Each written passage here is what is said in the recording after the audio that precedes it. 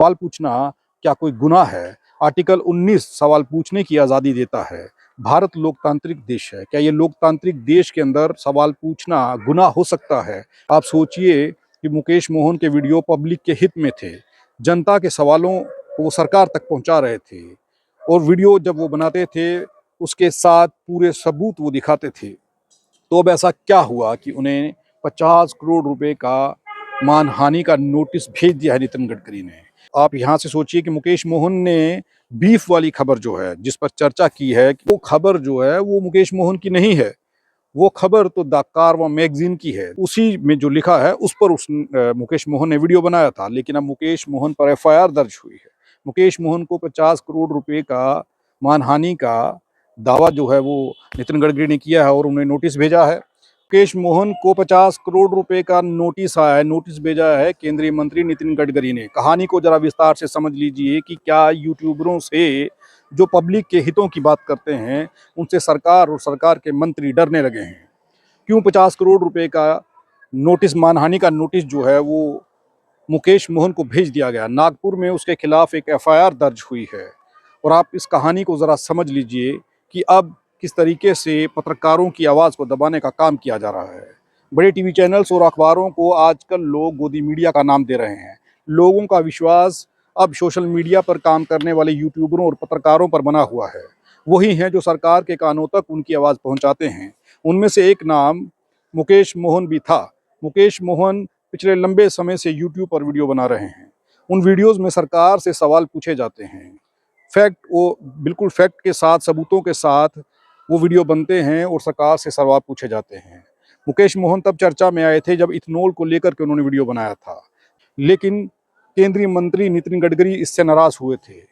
उनकी जो टीम थी, उस टीम ने मुकेश मोहन को संपर्क किया था, ईमेल भी किया था, ऐसा मुकेश मोहन ने बताया है। उसके बाद अब दोबारा से चर्चा में है मुकेश मोहन। तो अब क्या हुआ है और 50 करोड़ रुपए का मानहानि का दावा आखिर क्यों किया है नितिन गडकरी ने? आप सब ने द कारवां मैगजीन का नाम सुना होगा। कारवां में जो स्टोरी छपती है, उस स्टोरी को जब पब्लिश किया जाता है तो पूरी की पूरी सरकार हिलती है। द कारवां ने एक स्टोरी चलाई थी, मुकेश मोहन के पास पहुंचती है तो मुकेश मोहन इस पर वीडियो बनाते हैं। वीडियो बनाने के बाद नितिन गडकरी इतना नाराज होते हैं कि 50 करोड़ रुपए का मानहानि का दावा वो ठोक देते हैं।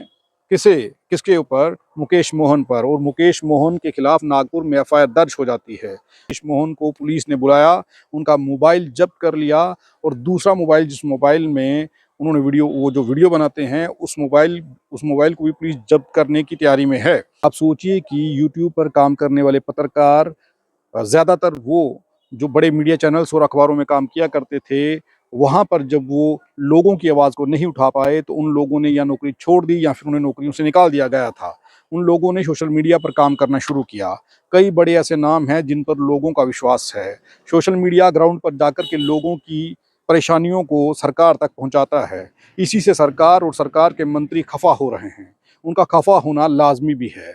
मैं सिर्फ केंद्र की सरकार की बात नहीं कर रहा हूँ। आप सोचिए कि ऐसा क्यों हो रहा है? सवाल पूछना क्या कोई गुनाह है? आर्टिकल 19 सवाल पूछने की आज़ादी देता है। भारत लोकतांत्रिक देश है। क्या ये लोकतांत्रिक देश के अंदर सवाल पूछना गुनाह हो सकता है? मुकेश मोहन के साथ जो हुआ है, यूट्यूबर के साथ जो हुआ है, आप उसे कैसे देख रहे हैं? आप सोचिए कि मुकेश मोहन के वीडियो पब्लिक के हित में थे। जनता के सवालों को वो सरकार तक पहुंचा रहे थे और वीडियो जब वो बनाते थे, उसके साथ पूरे सबूत वो दिखाते थे। तो अब ऐसा क्या हुआ कि उन्हें 50 करोड़ रुपए का मानहानि का नोटिस भेज दिया है नितिन गडकरी ने। नितिन गडकरी का बताया जा रहा है कि मुकेश मोहन से इसलिए नाराजगी चल रही थी क्योंकि मुकेश मोहन ने इथेनॉल को लेकर के जो वीडियो बनाया था। नितिन गडकरी जो केंद्रीय मंत्री हैं, उनकी टीम ने उनसे संपर्क किया था, मेल भी किया था वो ये, लेकिन मुकेश मोहन ने उनका ये ऑफर नहीं एक्सेप्ट किया था। शायद उसी का खमियाजा अब जो है वो मुकेश मोहन को भुगतना पड़ रहा है। और मुकेश मोहन को आप यहाँ से सोचिए कि मुकेश मोहन ने बीफ वाली खबर जो है, जिस पर चर्चा की है, वो खबर जो है वो मुकेश मोहन की नहीं है। वो खबर तो द कारवां मैगजीन की है। उसी में जो लिखा है उस पर मुकेश मोहन ने वीडियो बनाया था, लेकिन अब मुकेश मोहन पर एफआईआर दर्ज हुई है। मुकेश मोहन को 50 करोड़ रुपए का मानहानि का दावा जो है वो नितिन गडकरी ने किया है और उन्हें नोटिस भेजा है। आप सोचिए कि अब सवाल पूछना कितना मुश्किल हो गया है। टीवी न्यूज़ चैनल जो हैं बड़े, वो लोग सवाल नहीं पूछते। सोशल मीडिया, यूट्यूब पर काम करने वाले पत्रकार सवाल पूछ रहे हैं, तो सवालों से अब घबराने लगी हैं सरकारें। केंद्र की हों या राज्यों की सरकारें हों, जब सवाल पूछिएगा तो वो घबराएँगी। पहले भी कई पत्रकारों के साथ ये कुछ हो चुका है। सुनने में ये भी आ रहा है कि श्याम मीरा सिंह को भी पुलिस ने कुछ दिन पहले गिरफ्तार कर लिया था। वो भी सरकार से पिछले दिनों में सवाल पूछ रहे हैं। ये वो लोग हैं, मुकेश मोहन और श्याम मीरा सिंह और कई ऐसे नाम हैं जिन लोगों को लाखों लोग सुन रहे हैं। और जब ये सवाल पूछते हैं, उन उन सवालों से सरकारें अब घबराने लगी हैं, ऐसा लग रहा है। आप सोचिए कि ऐसा क्यों हो रहा है? सोशल मीडिया पर प्रतिबंध लगाने का, पत्रकारों की या फिर यूट्यूबरों की ज़ुबान बंद करने का प्रयास क्यों किया जा रहा है? क्या सवाल अच्छे नहीं लगते हैं? ऐसा नहीं है कि अब की केंद्र सरकार और राज्य सरकारें ऐसा कर रही हैं।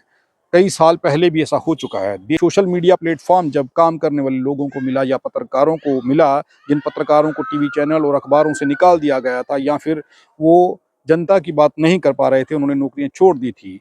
वो लोग सोशल मीडिया पर, यूट्यूब पर या फ़ेसबुक पर या फिर जो सोशल मीडिया के और कई ऐप हैं, उन पर अपने वीडियोज़ अपलोड कर रहे थे। वो वीडियो सरकार को चुभ रहे हैं। अब ये जो यूट्यूबर हैं, ये वो यूट्यूबर हैं जिन लोगों के पास इतना पैसा नहीं है। आप सोचिए कि कौन ऐसा यूट्यूबर हो सकता है जिसके पास 50 करोड़ रुपया होगा, जो यूट्यूब पर काम कर रहा है। बड़ी मुश्किल से उसके पास एक मोबाइल होता है, ज़्यादा से ज़्यादा ट्राइपॉड होता है और कुछ लाइट्स होती हैं, जिसके माध्यम से वो आंकड़े जुटाता है और सरकार से सवाल पूछता है। उन सवालों से सरकार को डर लगने लगा है। एक बार मुकेश मोहन का चैनल खोलिए और देखिए कि मुकेश मोहन के जो वीडियो हैं, क्या वो जनता हित में हैं या नहीं हैं। जो उनके अकाउंट हैं सोशल मीडिया पर, एक्स पर, उन्होंने जो लिखा है वो सब मैं आपको दिखा रहा हूँ। इसे देखिए कि मुकेश मोहन ये बता रहे हैं कि किस तरीके से नितिन गडकरी की नज़रों में वो आते हैं और किस तरीके से उन्हें फँसाने का प्रयास किया जाता है। आखिर ये सब कुछ कैसे हुआ? क्या बाकी यूट्यूबरों को डर जाना चाहिए? उन्हें अब आवाज़ नहीं उठानी चाहिए और सरकार से सवाल नहीं करने चाहिए, या फिर अब सबको खुल कर के सामने आ जाना चाहिए, बात करनी चाहिए। अब रास्ता आपको चुनना है। सरकार की वाहवाही करनी है, सरकार की खामियों को छुपाना है, चाहे वो कोई भी सरकार हो, केंद्र की हो, राज्य की हो, या फिर सरकार की गलतियाँ सरकार को दिखानी हैं। अगर आप किसी भी तरीके की इन दोनों में से कोई रास्ता चुनना चाहते हैं, वो आपके हाथ में है, क्योंकि आपको अब बात करनी होगी। कई मुकेश मोहन जैसे लोग, श्याम मीरा सिंह जैसे लोग और कई ऐसे पत्रकार हो सकता है आने वाले समय में अब जेल जाएँ, क्योंकि वो सरकार से सवाल पूछते हैं। और सरकार और केंद्रीय मंत्रियों को, राज्य की सरकारों को सवाल पसंद नहीं आते हैं। अब सिंपल सा रास्ता मिल गया है कि करोड़ों रुपए का लीगल नोटिस भेज दो। नोटिस भेजने के बाद पत्रकार तो यूट्यूबर जो होगा उसके पास इतना पैसा होगा नहीं, या तो वो वीडियोज़ हटा देगा, ये और उसके बाद वो दोबारा से ज़िंदगी में वीडियो बनाते वक़्त 50 बार सोचेगा कि वीडियो बनाऊँ या ना बनाऊँ। क्योंकि सबूतों के साथ भी वीडियो दिखाने के बाद अगर ऐसे नोटिस आते हैं, तो फिर बताइए कि मुकेश मोहन जैसे, श्याम मीरा सिंह जैसे, या फिर जो अ, छोटे-छोटे इलाकों में, गाँव देहात में जो पत्रकार काम कर रहे हैं, लोगों की आवाज़ सरकार तक पहुँचा रहे हैं, वो काम कैसे कर पाएँगे?